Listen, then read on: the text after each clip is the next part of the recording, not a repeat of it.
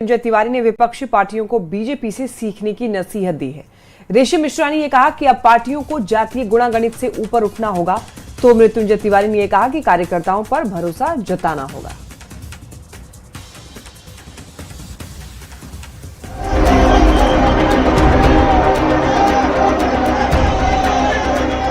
पैंतालीस साल के नितिन नवीन को पार्टी का कार्यकारी राष्ट्रीय अध्यक्ष बनाकर पार्टी विद डिफरेंस वाली बीजेपी ने बड़ी बहस छेड़ दी है।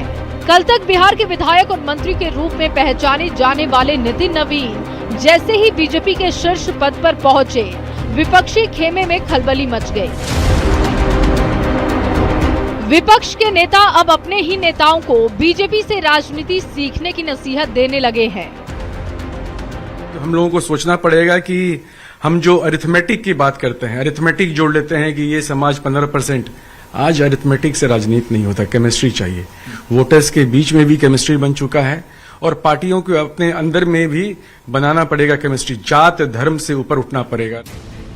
कांग्रेस नेता ऋषि मिश्रा ने कहा कि जात पात की राजनीति से ऊपर उठना जरूरी है, सिर्फ गाली देने से कुछ नहीं होगा। आरजेडी प्रवक्ता मृत्युंजय तिवारी ने नसीहत दे डाली कि बीजेपी की तरह सबको कार्यकर्ताओं का सम्मान करना चाहिए।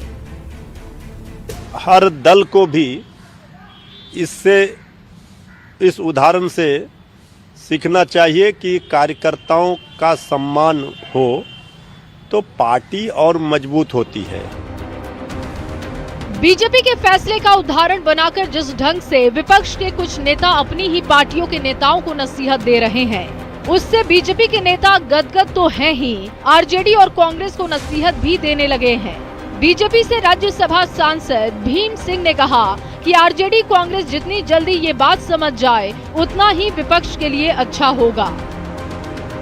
अगर राष्ट्रीय जनता दल और कांग्रेस जो परिवारवाद पर चलने वाली पार्टी है, उन लोगों को ये सबक मिल जाता है तो अच्छी बात है। देश की ज्यादातर पार्टियों पर परिवारवाद का आरोप है। शीर्ष पद पर अक्सर एक ही परिवार के लोग पहुंचते हैं, भले ही पार्टी में जी जान से मेहनत करने वाले हजारों कार्यकर्ता हों।